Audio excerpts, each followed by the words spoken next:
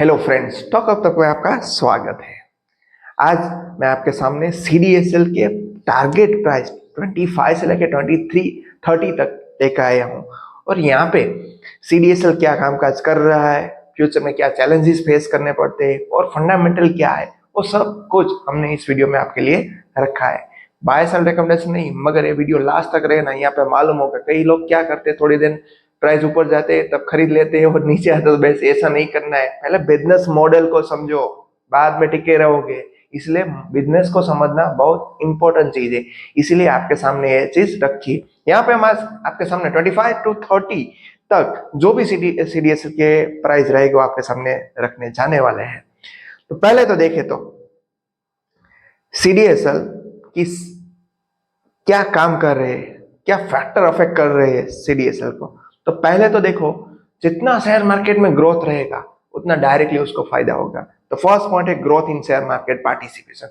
जितने यहाँ पे रिटेल इन्वेस्टर बढ़ेंगे उतना डेफिनेटली CDSL की प्राइस बढ़ेगी, क्योंकि मार्केट लीडर अप्रोक्स 70% शेयर इसके पास है।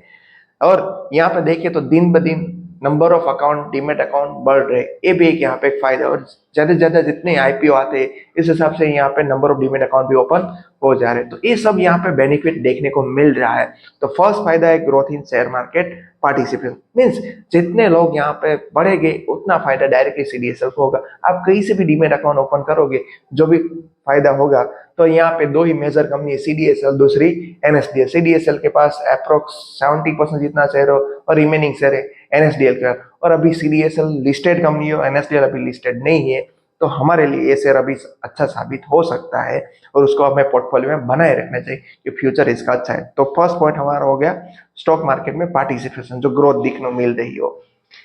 नेक्स्ट यहाँ पे देखने को मिल रहा है कि रेगुलेटरी पॉलिसी एंड कंप्लायंसेस, जैसे सेबी के रूल्स रेगुलेशन यहाँ पे बनाए हैं, change related to like depository transaction charges compliances, ये सब की इम्पैक्ट जो अर्निंग होती है उसकी भी इम्पैक्ट CDSL पे होती है। तो देखो यहाँ पे हम आपके सामने सभी चीज रख रहे हैं तो हमें मालूम होगा भाई CDSL कामकाज क्या कर रहा है और कभी वहां पे डीप आता है और कब वहां पे शिफ्ट करना चाहिए और कब नहीं चाहिए। वैसे अभी देखे तो मार्केट की हालत कंडीशन अभी खराब है, ठीक है। तो उस टाइम पे जैसे नंबर ऑफ डीमेट अकाउंट कई लोग थे अकाउंट ओपन कर चुके मगर वो ट्रांजेक्शन नहीं करेगी क्योंकि मार्केट खराब है।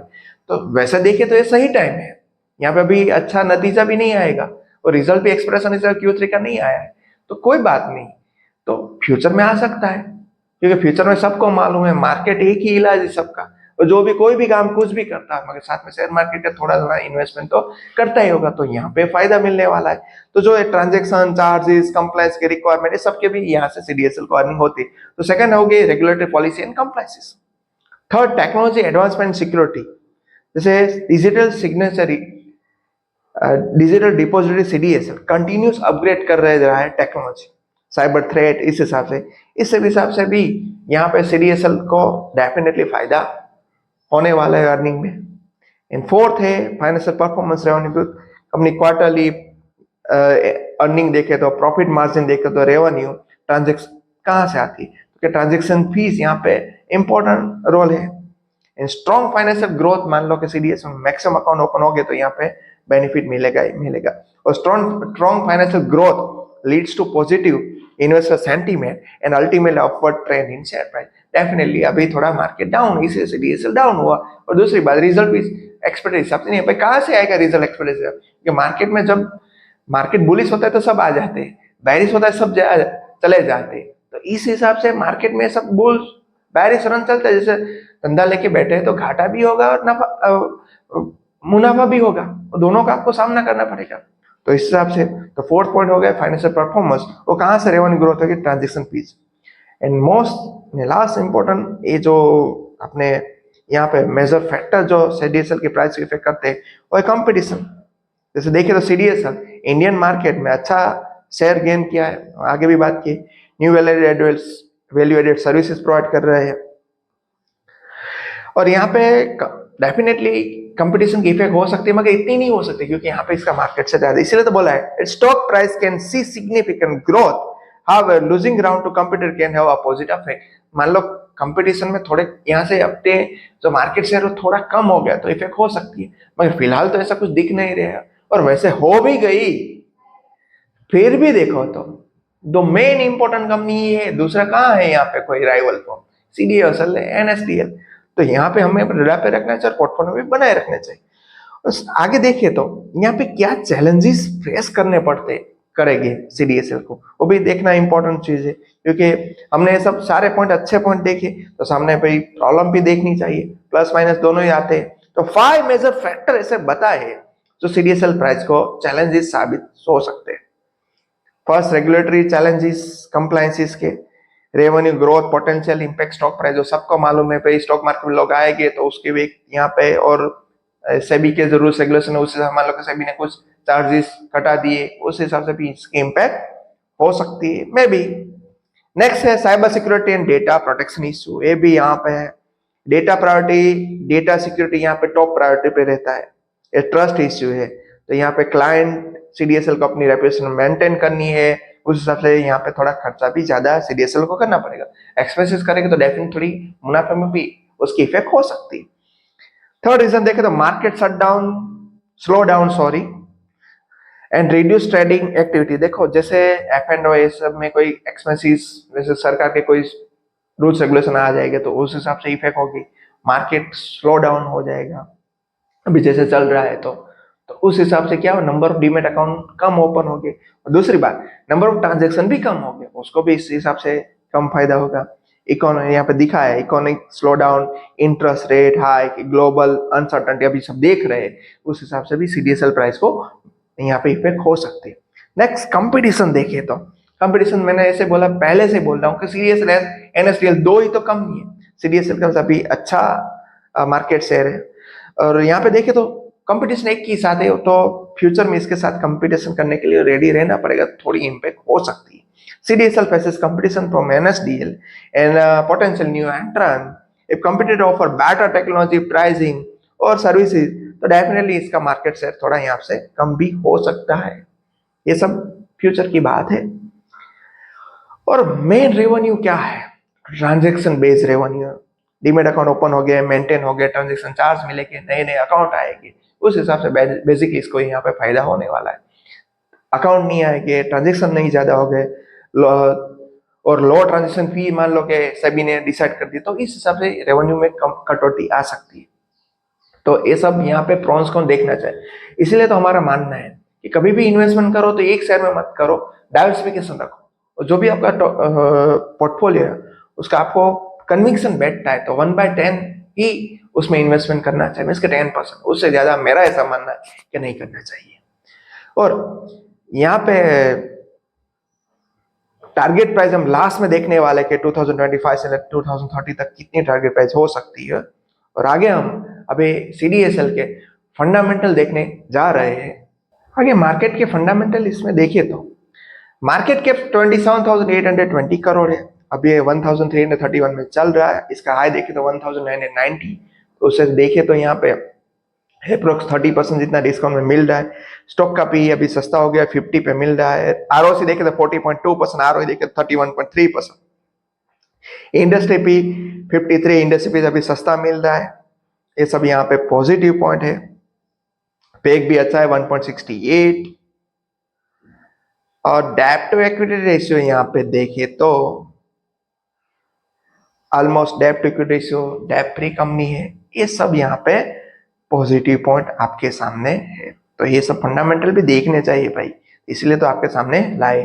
अगर सेल्स में देखे तो सेल्स में 2020 से देखे तो कंटिन्यूस इंक्रीज हो रहा है, 225, 344, 551, 555, 812, एंड लास्ट में टीटीएम दे तो 1099 करोड़। मगर यहाँ पे ध्यान में रखनी बात है, इनकम यहाँ पे जो है वो थोड़े रूल्स रेगुलेशन कंप्लायंसेस से चल रहे, तो रूल्स रेगुलेशन कंप्लायंसेस कभी भी चेंज भी हो सकते हैं, तो ऐसा नहीं कि पूरे पैसा में इसमें डाल देना है ना। ऑपरेटिंग प्रॉफिट देखे तो 20 से कंटिन्यूस बेस पर इंक्रीज 89, 212 करोड़, 365, 319, 23 में थोड़ा डिप था। बाकी आगे देखे तो 24 में 488 करोड़, और टीटीएम देखे तो 663 करोड़, और जो ओपीएम है वो मेंटेन है 60 से लेके 66 तक, ये भी यहाँ पे अच्छी बात है। सेल्स ग्रोथ देखे तो यहाँ पे 10 ईयर की 25%, 5 ईयर की 33%, 3 इयर्स की 33%, डीटीएम देखे तो 58%। प्रॉफिट ग्रोथ देखे तो 29%, 10 ईयर का, 5 ईयर का 30%, 3 ईयर का 28 और टीटीएम देखे तो 57%। यहाँ के स्टॉक के सीज आप देखे तो 10 ईयर में स्टॉक लिस्ट नहीं होगा इसलिए नहीं है, मगर 1 ईयर का 40%, 3 ईयर में 20%, 5 ईयर का 59%। ये भी यहाँ पे अच्छे। रिटर्न ऑन इक्विटी देखो आप, एवरी टाइम 2 डिजिट में रखा है। 10 ईयर में 23%, 5 ईयर में 26, 3 ईयर में 29, लास्ट ईयर का देखे तो 31%।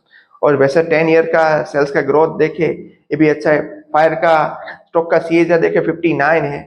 ये सब कुछ यहाँ पे अच्छी बात है। रिजर्व देखो कंटिन्यूस बेस पे 20 से बढ़ रहे, पहले 619, बाद में 773, 988 करोड़, 1109 करोड़, 1359 और 1320 करोड़। रिजल्ट कंटिन्यूस बेस पर बढ़ रहे, ये भी एक यहाँ पे अच्छी बात है। और बोरिंग तो जीरो डेप है, तो ये सब यहाँ पे पॉजिटिव पॉइंट है। लास्टली और कभी भी मिस नहीं करना है वो शेड्यूलिंग पैटर्न। यहाँ से हमें मालूम होता है भाई कौन अभी खरीद रहा है, कौन अभी बेच रहा है। तो दिसंबर की शेड्यूलिंग पैटर्न यहाँ पे है, अपडेट हो चुके हैं आपके सामने रखे। तो प्रमोटर देखे तो स्टेबल है 15%। एफआई देखे तो कंटिन्यूस बेस पर यहाँ पे वैसे सभी जगह बिग वाली कर, मगर यहाँ पे खरीदारी कर रहे हैं।